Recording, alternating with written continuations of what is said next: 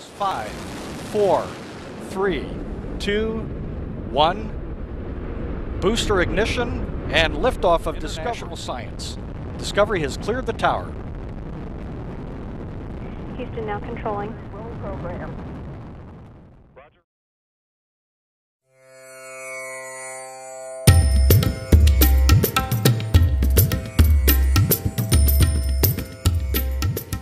Namaste friends. Today we are taking a portion which is related with balance and the unbalanced force.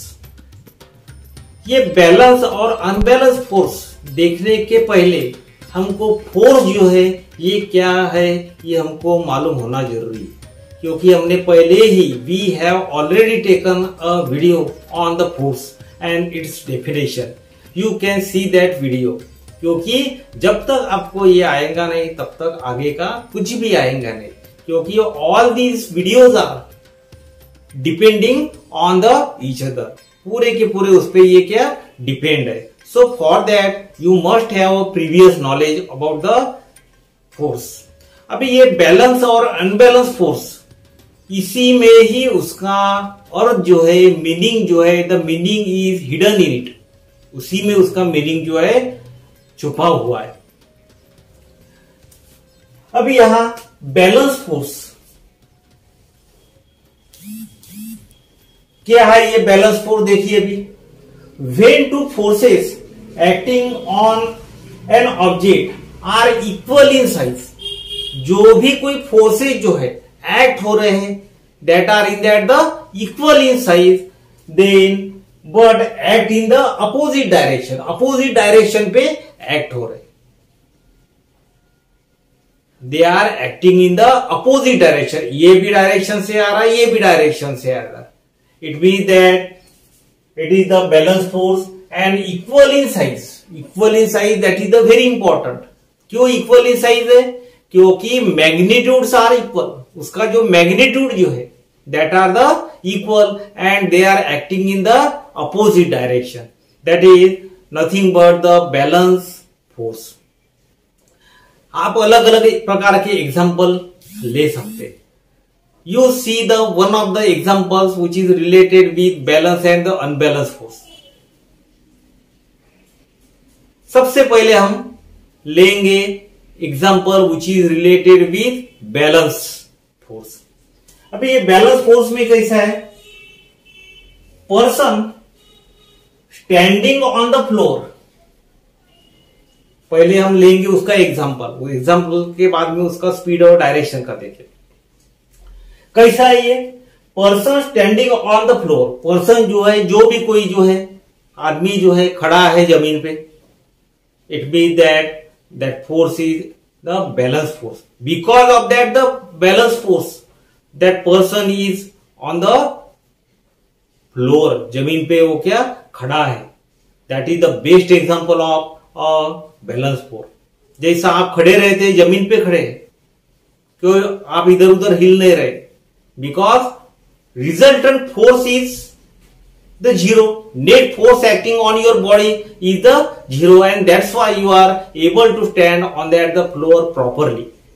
यदि ये forces जो है different रहते तो you will not be able to stand on the earth or the any floor properly. That is the example. Person standing on the floor. उसके बाद में hanging object. Hanging object is also the best example. अभी hanging object जो है किस प्रकार का है, कोई भी ऑब्जेक्ट यदि हमने यहां पे ऐसा लगा दिया है, ये इसको ऐसी हमने रोप जो बांधा है और ऐसा इसका लटका दिया हमने, देन व्हाट विल हैपन.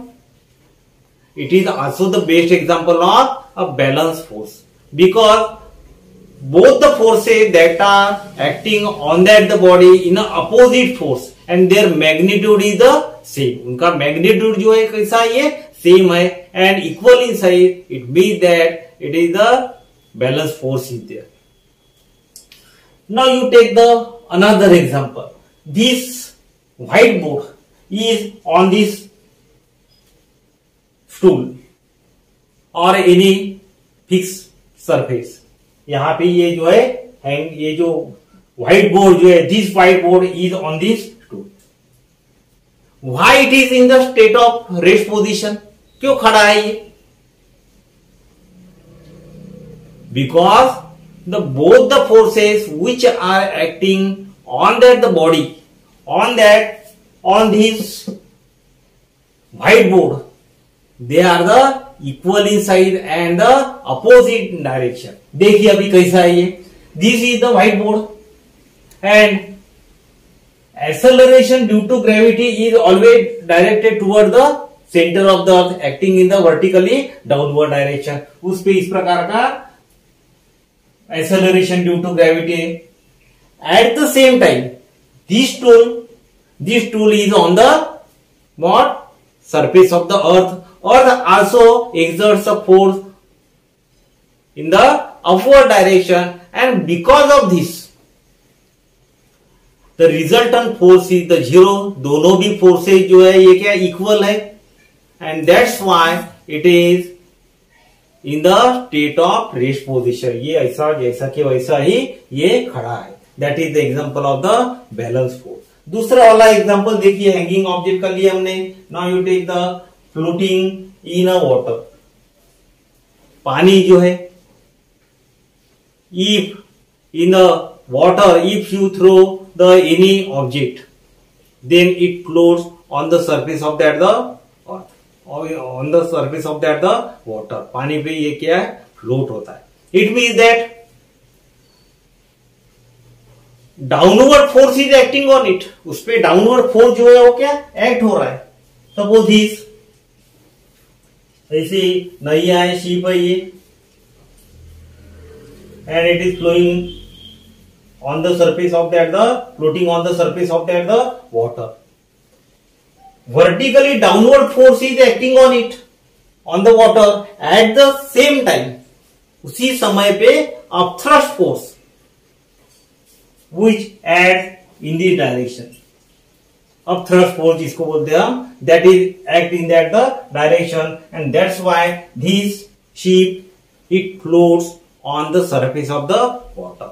यदि इसमें का दोनों में का भी if one of the force is the unbalance, कम ज्यादा हो जाएगा, then at that time what will happen?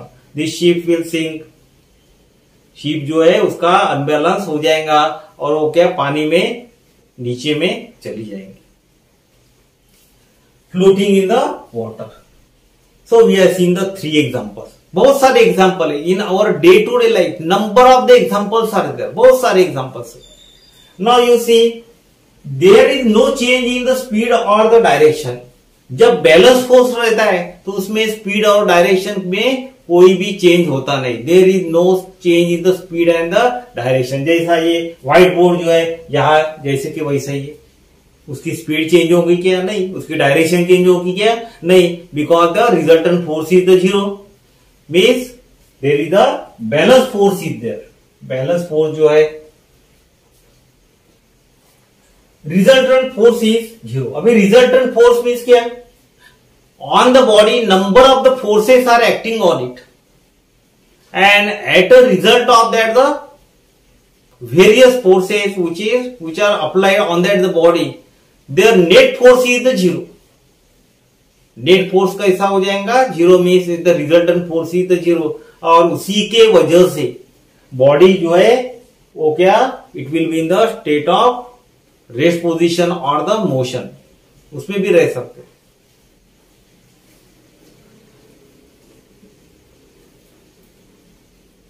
It will be in the state of rest position. Now you see the unbalanced force. Unbalanced force में क्या है?